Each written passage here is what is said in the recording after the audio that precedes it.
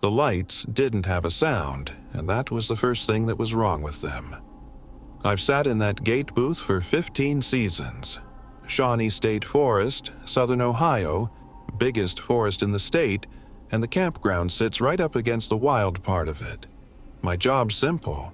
Gates close at 6. Right before that, you get the last rush. People running out for firewood, ice, a forgotten thing from the gas station. By 6:15, it's dead. Nobody in, nobody out till dawn. 15 years of the same rhythm. You could set a watch by me. I'm telling you all that so you understand I'm not a jumpy guy. You don't sit alone in a booth in the dark for 15 years if the dark bothers you. It started 3 summers ago. Once every couple of weeks, always just after gate close, I'd catch movement down in the back loop. The site's at the very edge of the property, where the maintained ground gives up and the real forest starts. Not flashlights. Flashlights bob and point, and you can tell there's a hand behind them. These were lights that moved through the air. Smooth, at about head height, some higher. No beam, no source I could find, and no sound at all. A flashlight has a person attached, and a person makes noise. These made none. First few times I told myself campers with those camping lanterns, the LED ones. But lanterns sit on a table. They don't drift between the trees at the edge of the property at 11 at night with nobody carrying them. Here's the part that turned it from strange to something I didn't sleep right over. The gate log said those backloop sites were occupied. People had checked in. So when the rangers did their early wellness checks the next morning, I started paying attention to what they found. The sites were lived in. Tents up, zipped. Sleeping bags warm. One ranger said it like it bothered him. Warm, like somebody'd climbed out of it a minute before. Gear all in place. And the campers, when you talked to them, had slept straight through. Every one of them. Not a single person in that back loop ever saw the lights I watched drift through their campsite half the night. After the 3rd week of it, I started writing it in the log because that's the job. You see something, you log it. And that's when my supervisor pulled me aside. Good man, worked there longer than me. He told me to stop logging the backloop sightings. If a camper asked, I hadn't seen anything.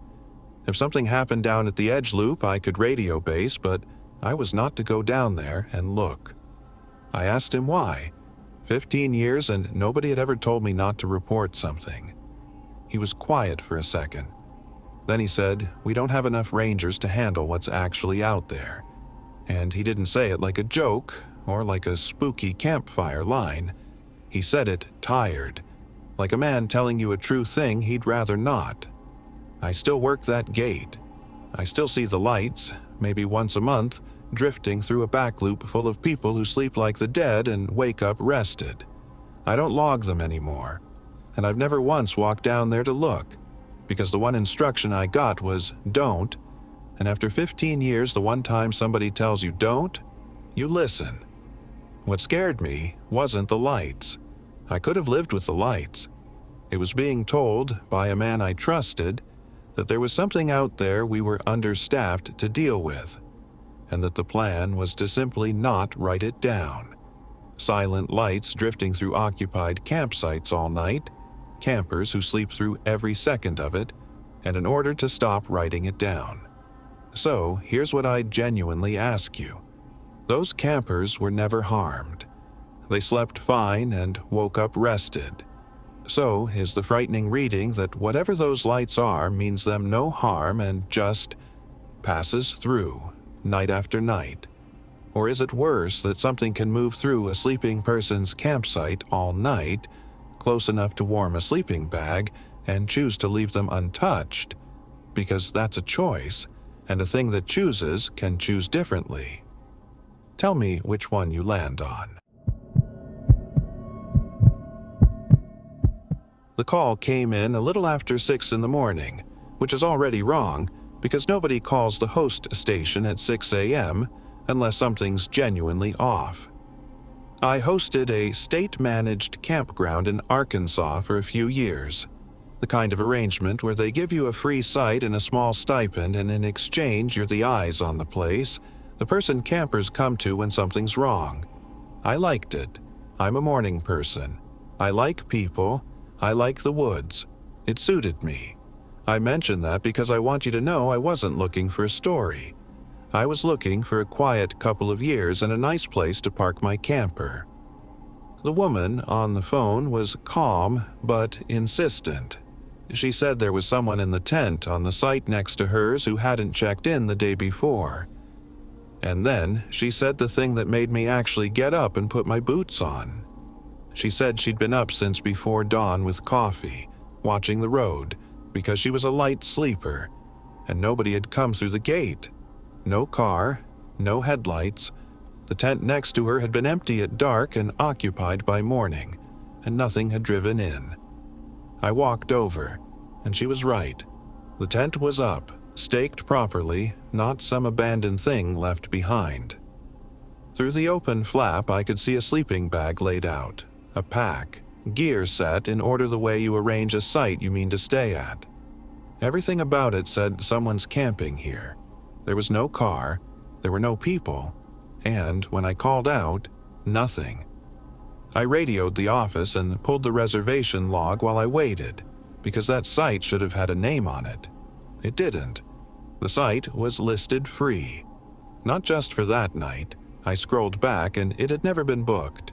Not that season. That site sat empty on the books going back as far as the log went, and there was a tent on it with a warm-looking bag inside and gear laid out like home. Here's where it stopped feeling like a paperwork mix-up. My supervisor showed up inside 30 minutes. That never happened. You report a maybe-abandoned tent, you're lucky to get a call back by lunch. He drove out at dawn for this. He looked at the site, he looked at the log on my tablet, and then he told me nobody had been there, the reservation system had glitched the week before, and I should delete the call from the log. I said, "There's a tent right there." He looked at me the way you look at someone you need to stop talking and repeated it. Delete the call. Reservation glitch. Nobody was here. I filed an incident report anyway that afternoon because a tent doesn't appear on an unbooked site with no vehicle, and that is worth a piece of paper existing somewhere. 3 days later, the state park office called. The report was closed. Reason given: administrative error, no incident to file. I still have the carbon copy in a folder. The original's gone from the system, like I never typed it. I keep coming back to one thing, and it's not the tent. It's the response time. If somebody had camped on an unbooked site, that's trespassing, and trespassing gets investigated. You don't erase it, you look into it. But my supervisor didn't drive out at dawn to investigate a trespasser. He drove out at dawn to make sure a piece of paper didn't get filed.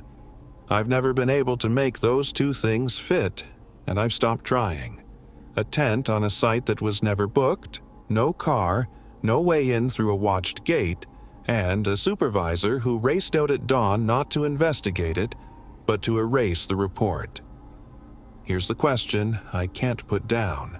He moved fast, but not toward the tent, toward the paperwork. So did he already know exactly what that tent was and just needed it off the record? Or is it worse that he didn't know either, and erase it was the only procedure anyone had ever given him for something that doesn't fit? One means there's an answer being kept from her. The other means there's no answer at all. Which is worse to you? The last account comes from a man who took one of these gate jobs new and lasted 6 weeks. What made him quit isn't a light or a tent. It's what he slowly understood about the men who never leave. That's next. I lasted 6 weeks, and I've spent longer than that trying to explain to myself why I left a job that, on paper, I had no reason to leave. It was a good job for me at the time. Rural state campground, gatekeeper, overnight. I'd been out of work. I needed quiet. And this was quiet. A booth, a gate, a logbook, a radio. The pay was fine for what it was. The man training me had worked that gate 11 years. 11 years.